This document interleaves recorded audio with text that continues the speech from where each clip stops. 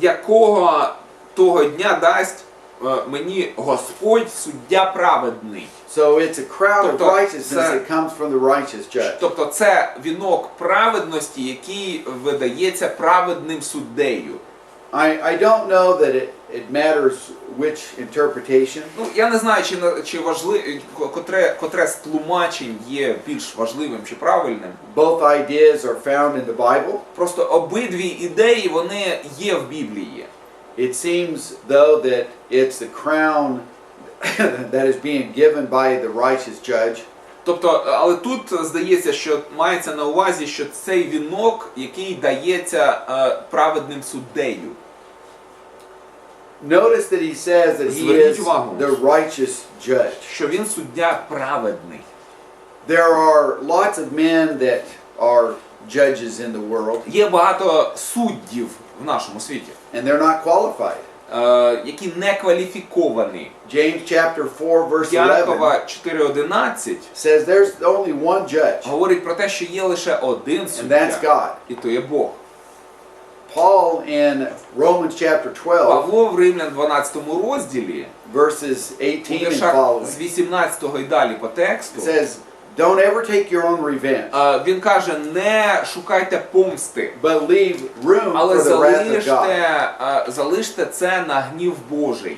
This is because only Це God is тому, що qualified to be тільки judge. Бог може бути кваліфікований на суддівство. A judge knows all of the facts. Знає всі факти. We don't know all of the Ми facts. не знаємо всіх фактів. And so our judgment is going to Тому be наш limited суд може, він буде обов'язково обмежений, because we don't know бо ми enough. не знаємо достатньо. God is the righteous judge Бог праведний суддя, because He knows everything about us. бо він знає все про нас. He knows if we've been obedient to Him. Він знає, чи ми покірні йому. He's heard every prayer. Він чує всі молитви, He's seen every deed. він бачить всі вчинки. That He knows everything about us. Тобто він знає все про нас. And so He is the perfect judge. Тому він і є досконалий суддя.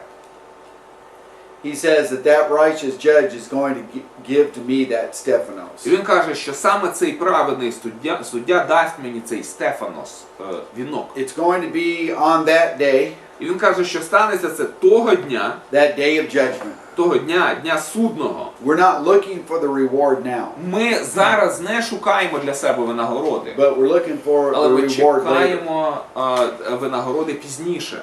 Now is not the time for us to have all the comforts. Зараз не час отримати нам всяку втіху, To have the good life. мати життя хороше. Now's the time to serve. Зараз час служити. And then God will reward І us later. потім Бог винагородить нас пізніше. So when Paul says it's going to award to me on that day, Коли Павло каже, що отримаю я винагороду того дня, he said it's not only for me, він каже, що це не тільки мені, but all those who have loved his appearing. але й також усім, хто прихід його полюбив. The people that have loved his appearing Люди, які полюбили прихід його, are those who have це thought ті, about it, хто думали про це, those who are prepared for ті, it, хто готуються, those who до are цього, excited for it ті, to хто happen. з нетерпінням очікують настання його. There are people that don't want Jesus to come yet Є люди, які не бажають, щоб Ісус прийшов, because they're not ready. бо вони ще не готові. They say, I need more time. Вони кажуть, мені потрібно ще більше, трохи більше часу. But those people who Але have ті, loved his хто appearing полюбили його прихід, are those people that are ready. це ті, хто готові. He could come right now. Він може прийти хоч зараз. And they would be perfectly fine with that. І їх це абсолютно влаштує. Peter says Петро каже, in 2 Peter в 2 chapter 3, Петра 3, verse 12, 12, that the godly що побожні або благочестиві are looking for and hastening the coming of the day of God. очікують приходу Дня Господнього. They're looking forward to it. Вони його очікують. It can't get here soon enough. Вони чекають, що він би поскоріше прийшов. Those are the people that love his appearing. Ось такі люди полюбили його прихід.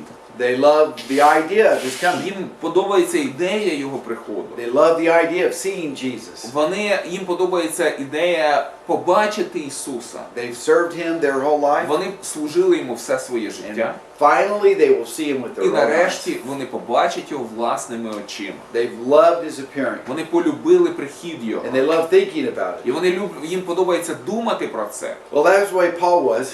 От таким Павло був. And that's the way we should be. І такими ми мали б бути. We should live our Ми маємо lives жити like своє people that життя, love як his люди, appearing. які люблять прихід його. And then as Потім, the book is concluded, Коли на закінчення книги, he's got some instructions у нього настанови and then one last warning. і останнє попередження. There are 6 imperative statements, Тут містяться 6 імперативних тверджень, 5 of which are 5 з котрих instructions and one warning. настанови і одне застереження.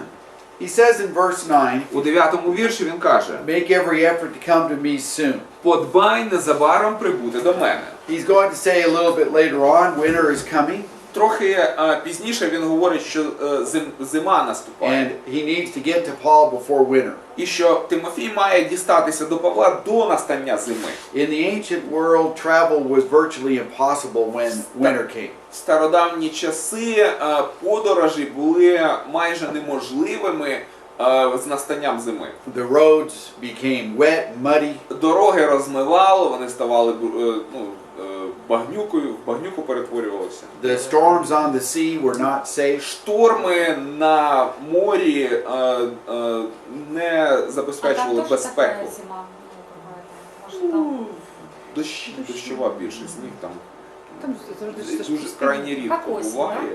Такое. Ну, може навіть і сніг бути. Да, от Особливо вночі.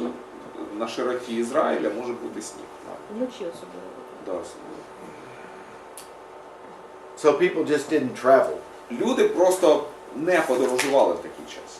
And if they tried to travel, they probably would end up getting stuck somewhere. І намагаючись подорожувати, вони скоріше за все десь застрявали. So make every effort to get to Тому він і Paul. каже: подбай незабаром прибути. He says in verse 10, В вірші 10 він каже: for Demas, having loved this present world, has deserted me and gone to Thessalonica. бо Димас, полюбивши цей вік, мене покинув і пішов до Солуня, до Фісалоні. This man Demas Цей чоловік Димас is one that is mentioned in the end of the Colossian letter це той, хто згадується наприкінці послання до Колосян, as being a faithful worker of Paul.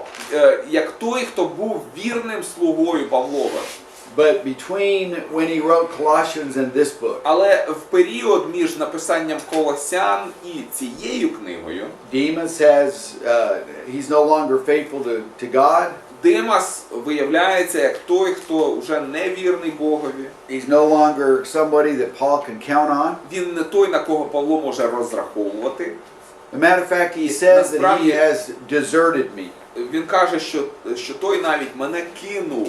Paul talked about being deserted earlier in the book. Павло про те, що його покинули, і раніше в книзі In згадує. chapter 1 and verse 15. В розділі 1 в 15 вірші. There he said, all who are in Там Asia. він каже: ти знаєш, що всі в Turned away from Азії, що відвернулись від мене. He also says Він that також каже, Demas loved this present що world. Димас полюбив цей вік.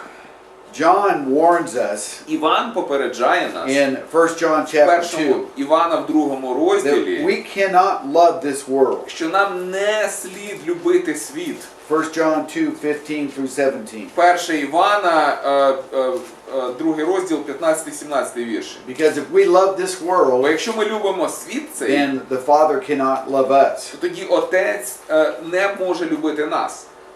But Demas sadly is one that На loves жаль. this present world. Димас полюбив вік теперішній. And he deserted Paul and went to Thessalonica. Він залишив Павла і вирушив до Солуня, до Фісалоні.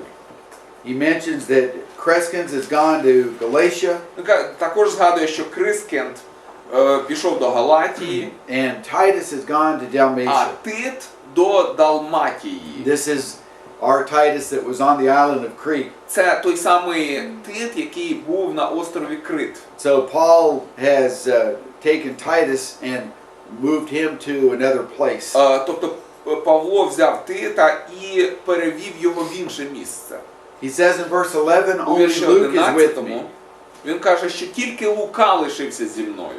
Here the beloved physician Це той улюблений лікар. is still a faithful companion of Paul's. І він залишається вірним подорожнім Павла.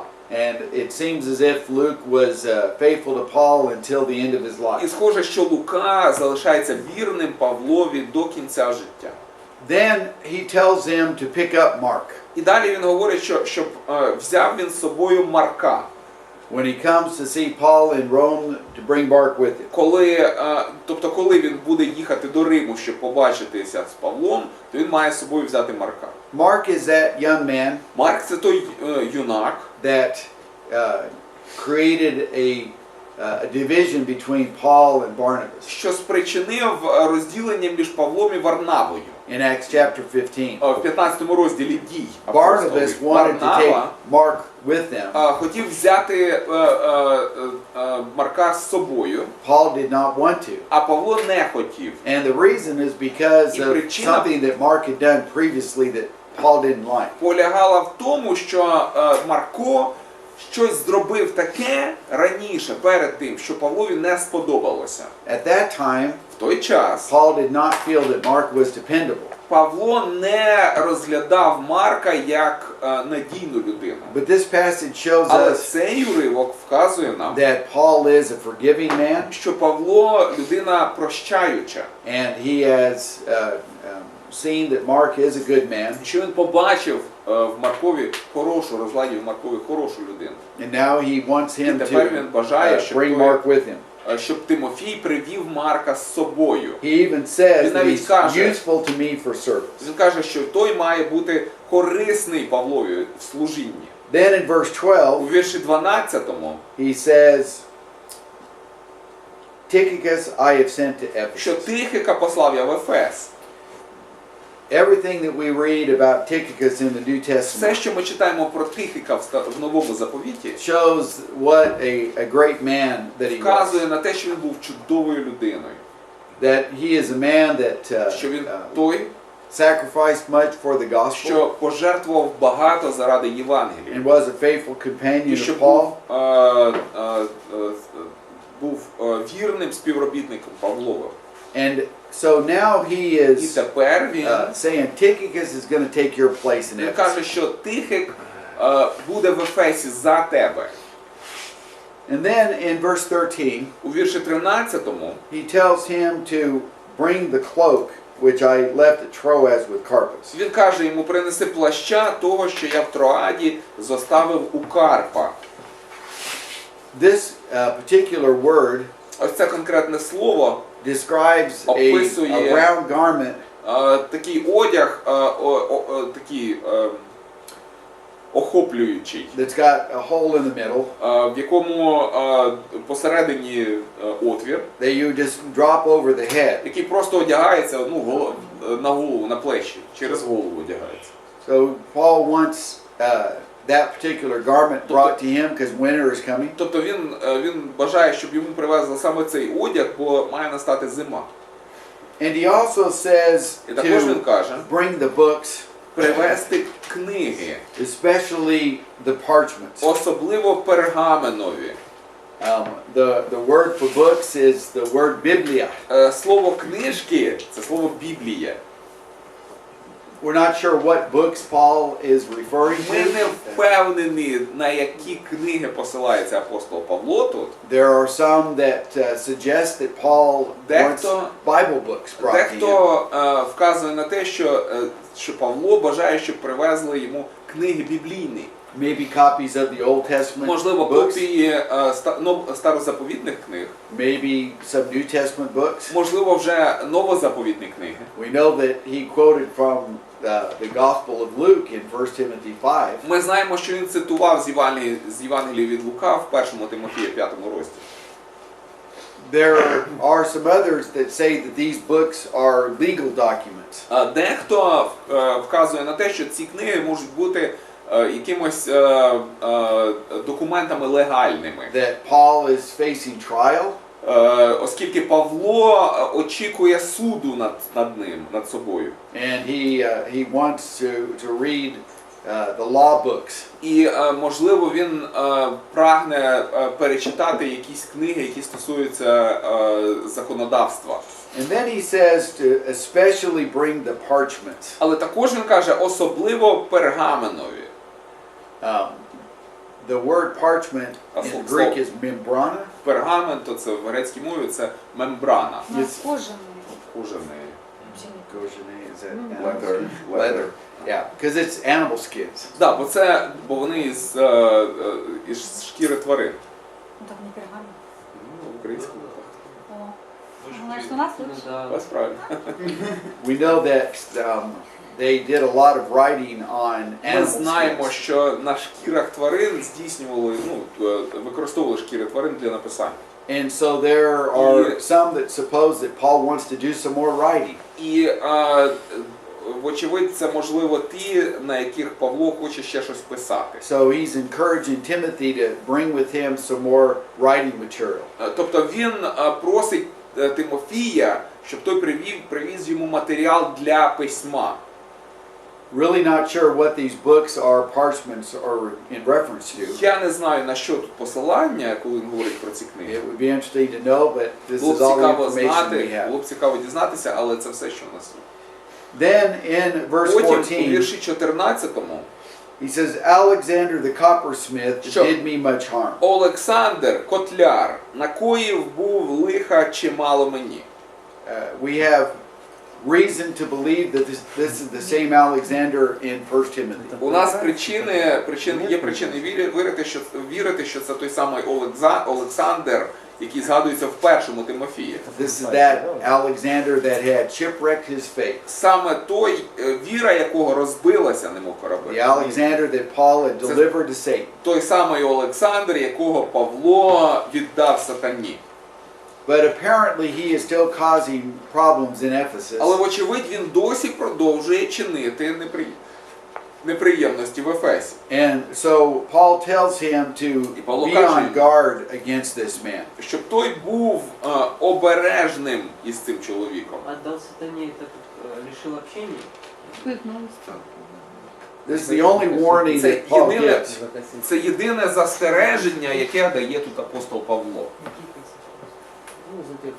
This is a dangerous man. І ця людина небезпечна. And Paul says he did me much harm. І Павло каже, що той спричинив чимало лиха. He says the Lord will repay him according to his deeds. Далі він каже, що нехай Господь йому віддасть за його вчинками.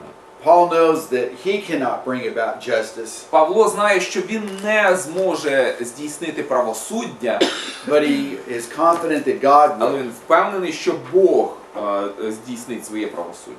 But he warns Timothy in verse І 15, попереджує в 15-му вірші Тимофія. be on guard against him yourself. Стережись його і ти сам. Timothy needs to know that this is a dangerous man. Тимофій має знати, що цей чоловік небезпечний. And he says that he vigorously opposed our teaching. І він каже, що той противився міцно нашим словам.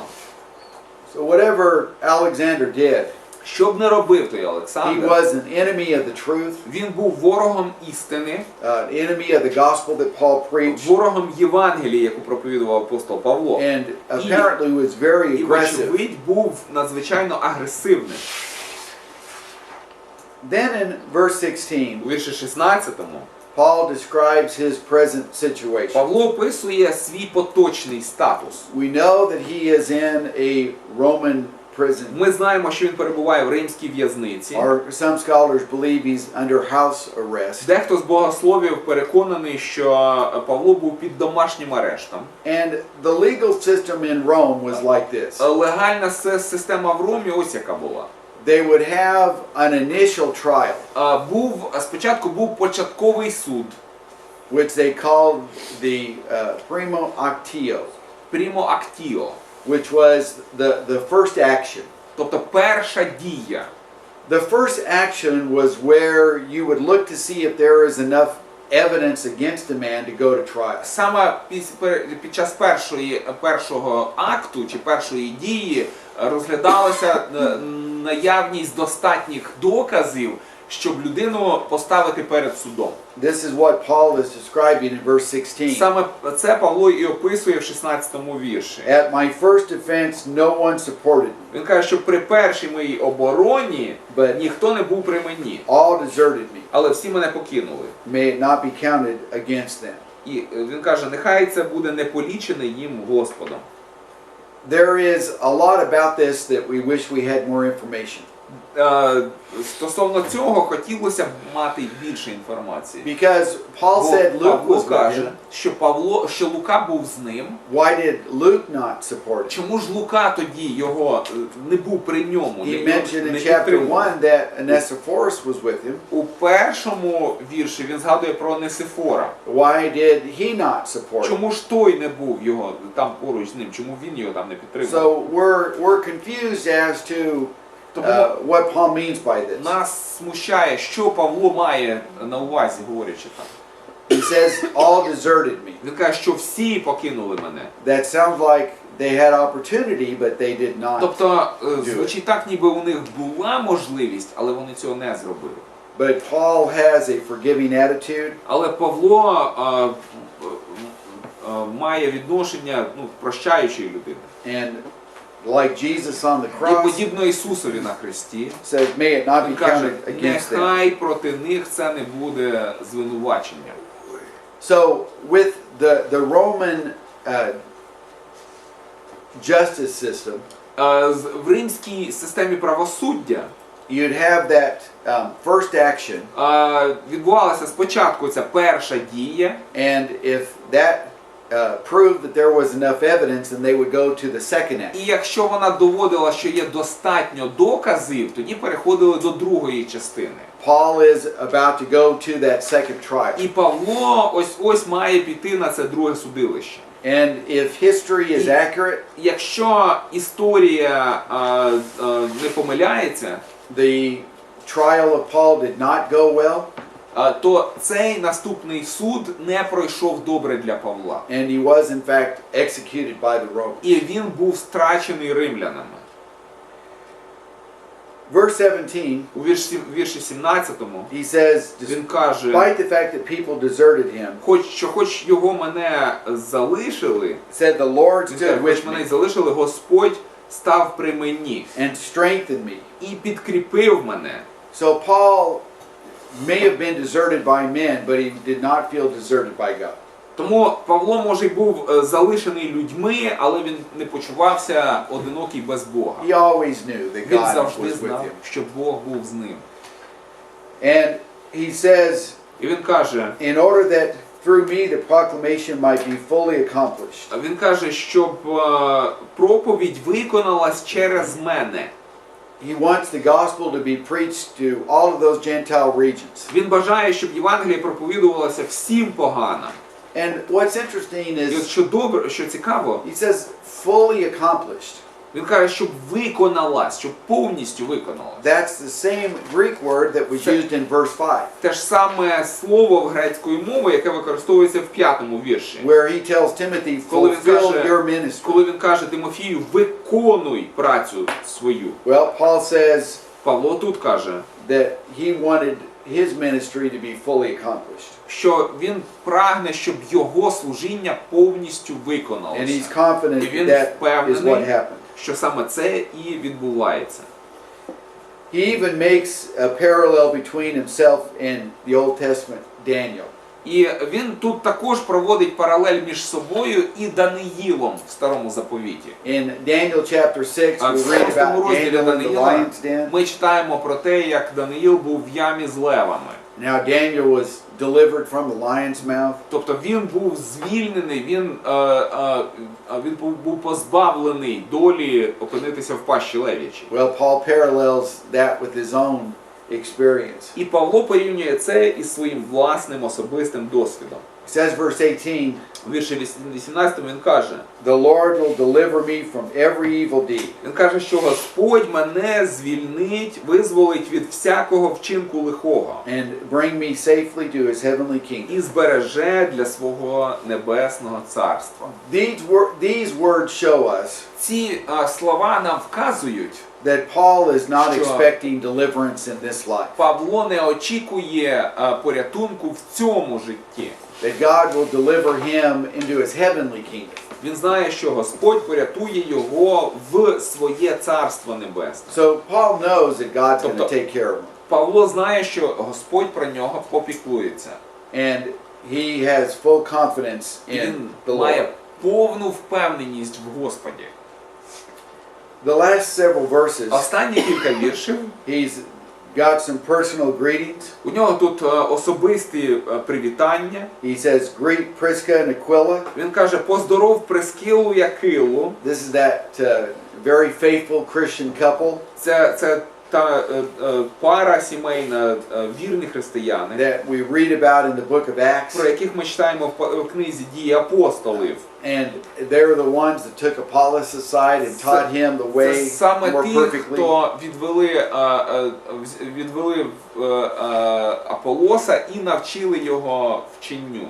So after all these years, they're still faithful. Після ось такого тривалого періоду часу вони залишаються вірними. And apparently they're at the church in Ephesus. І вони, вочевидь, перебувають в церкві в Ефесі. He also mentions the household of Onesiphorus. Також він згадує дім Онесифора. This is the same man that we read about in chapter 1 Це той самий Онесифор, про якого ми в першому розділі читаємо. that had been very faithful, Який true friend of Paul. був вірним другом Павловим. This man Erastus, he said, remained at Corinth І він говорить про Ераста, про якогось чоловіка Ераста, який позостався в Коринті. and says, Trophimus I left sick at Miletus. І він каже про Трохима, якого він залишив хворого в Мілеті. We normally won't go to a passage like this to look at the purpose of miracles in the New Testament. Зазвичай ми не звертаємося до таких місць, ось до таких місць писання, як ці, пояснюючи чи аргументуючи потребу в чудесах в Новому Заповіті. But we know that Paul had the gift of healing. Ми знаємо, що у Павла був дар зцілення. And if he had the gift of healing, Якщо у нього був цей дар, why did he leave Trophimus sick? чому ж він Трохима залишив хворого? Because miracles Бо чудеса were only for the promotion of the gospel. були призначені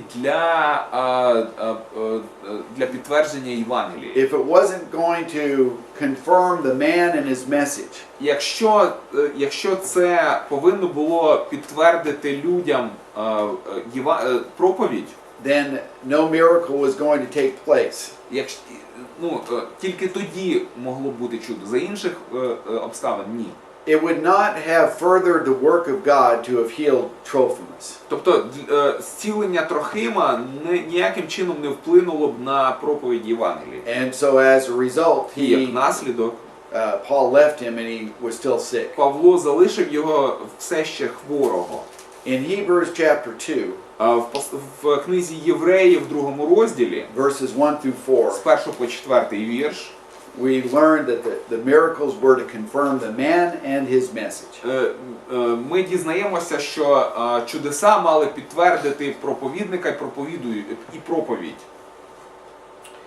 Then in verse 21, Далі в 21 вірші make every effort to come before winter. він каже, попильнуй прийти до зими. Just as he said in verse 9, Так само, як в 9 вірші he він казав. repeats in verse Він 21. повторює це і тут. You need to get here before the weather turns bad. Тобто попильнуй прийти до того часу, як зіпсується погода. He also has some other people that send their greetings. Також є кілька людей, які передають свої вітання. Most of which we do not know anything about other than the reference here. Ми про них нічого більше не знаємо, лише посилання на них тут. Then in verse І 22, в 22-му вірші he says, "The Lord be with Каже, your spirit. Господь нехай буде з духом твоїм. Grace be with you." Благодать нехай буде з вами. In the Greek, the you is plural. В грецькій мові це твоїм, твої, воно в множині. And so it shows us that this вказує letter нам, is intended for the entire church. Що цей лист адресований всій церкві. That Paul is giving greeting to the entire church there at Ephesus. Павло передає вітання всій церкві в Ефесі. He did the same thing at the end of 1 Timothy. Те ж саме він робить в першому посланні до And Тимофія. he'll do the same thing at the end of Titus. Те ж саме він робить наприкінці послання до Тита. So while there are some Тобто, personal admonitions to Timothy, Хоч тут містяться і особисті звернення до Тимофія, God did intend for the letter to be read by all. Бог має намір, щоб цей вірш був зачитаний багатьом. All right, we're ready to move on to the book of Titus. І ми вже будемо переходити до послання до Тита.